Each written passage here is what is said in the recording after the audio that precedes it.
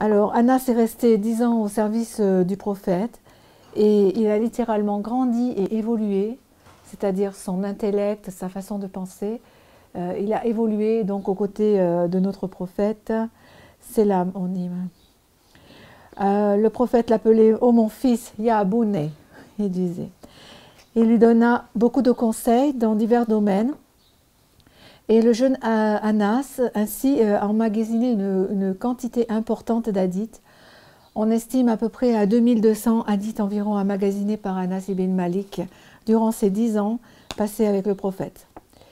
Alors, ces hadiths, ils ont un peu une spécialité. C'est surtout sur l'éducation des enfants, la manière d'éduquer.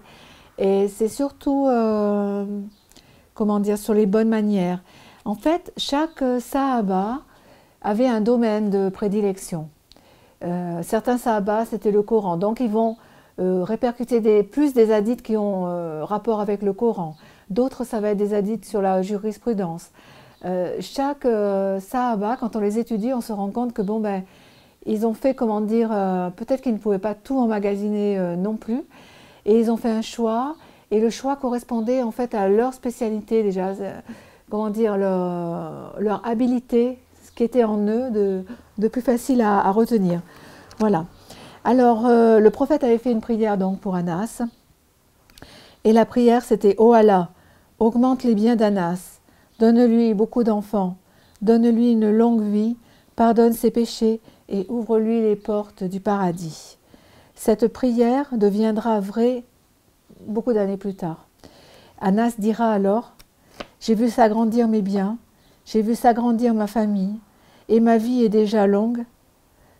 Tout ce qui me reste, c'est d'entrer au paradis, et je suis sûre de cela aussi. » Alors, on va revenir sur l'histoire de Sulaym, la maman d'Anas, et un peu sur la famille d'Anas, parce qu'il y a des membres de la famille qui ont quand même marqué l'histoire de l'islam. Donc, elle est une des sahabiyas, sahaba pour garçons, sahabiya pour les filles, pour lesquelles le prophète a promis le paradis. Donc, c'est déjà une bénédiction du prophète sur elle, ce qui nous montre bien évidemment le statut qu'elle occupait auprès du prophète. Elle a été veuve très tôt, et en fait, elle a donné, au lieu de garder son fils à son service pour l'aider, elle a sacrifié cette aide pour que son fils vienne en aide au prophète et serve le prophète. Donc c'est déjà un très gros don.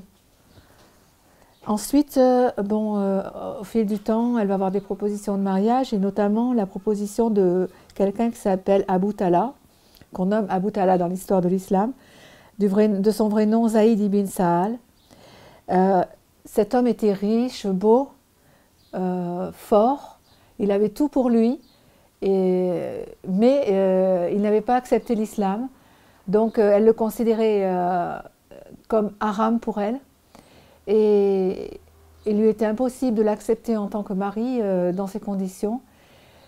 Mais Talha persévéra dans ses demandes, et elle lui a dit ceci, elle lui a dit « Si tu embrasses l'islam, ton islam sera ma dot », ce qu'on appelle en arabe le mar.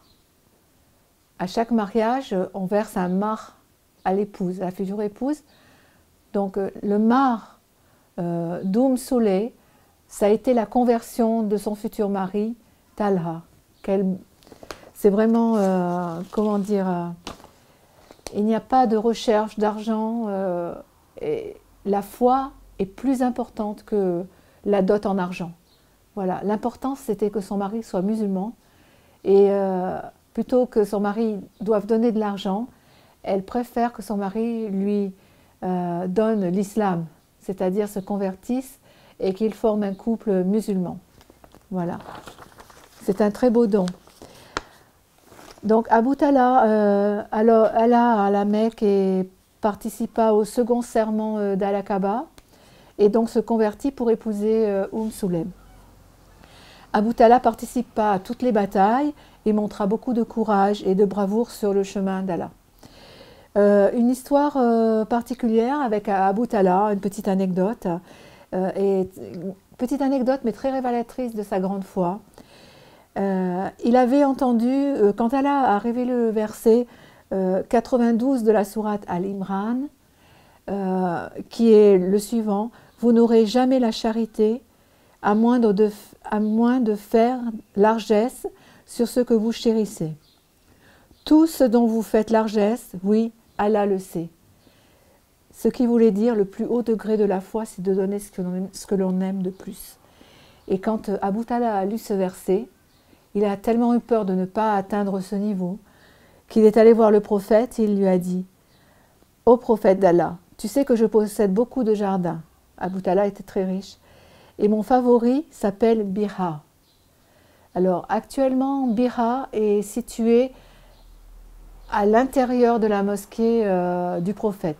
L'emplacement qu'il avait à l'époque, maintenant se trouve, je ne sais plus sur quelle porte, mais à l'intérieur du bâtiment de la mosquée du prophète. Pas à la mosquée extérieure, à l'intérieur, voilà.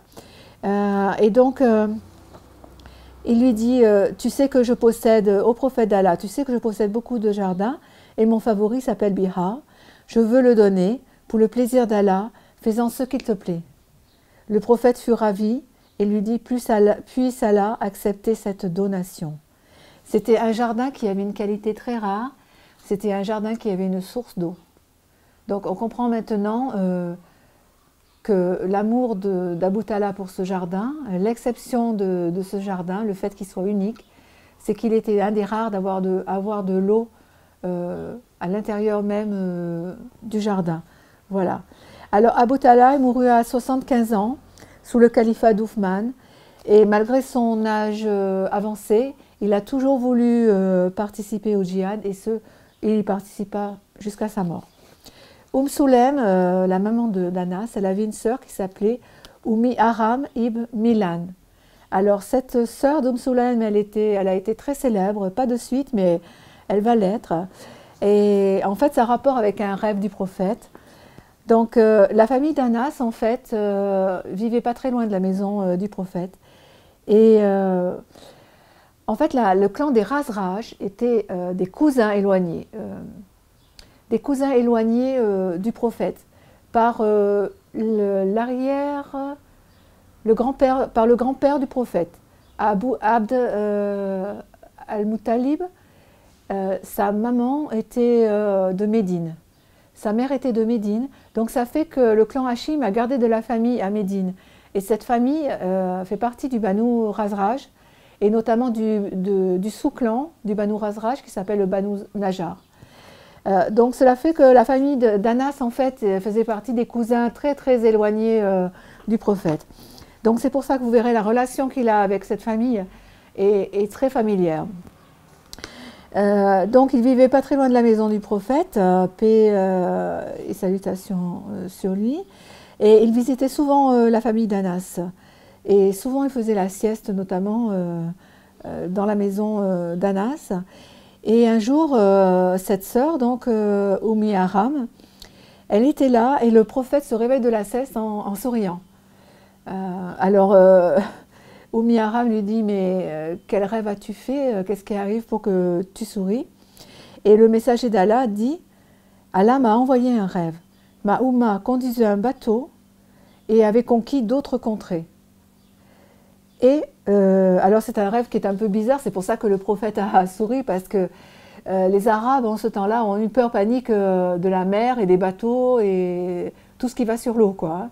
C'est vraiment des terriens en termes de guerre et tout ça. Ils n'ont jamais fait des conquêtes maritimes. Hein. On verra que Khalid va utiliser un peu des bras de mer pour atteindre des villes en Irak. Mais une partie de l'armée seulement ira en bateau.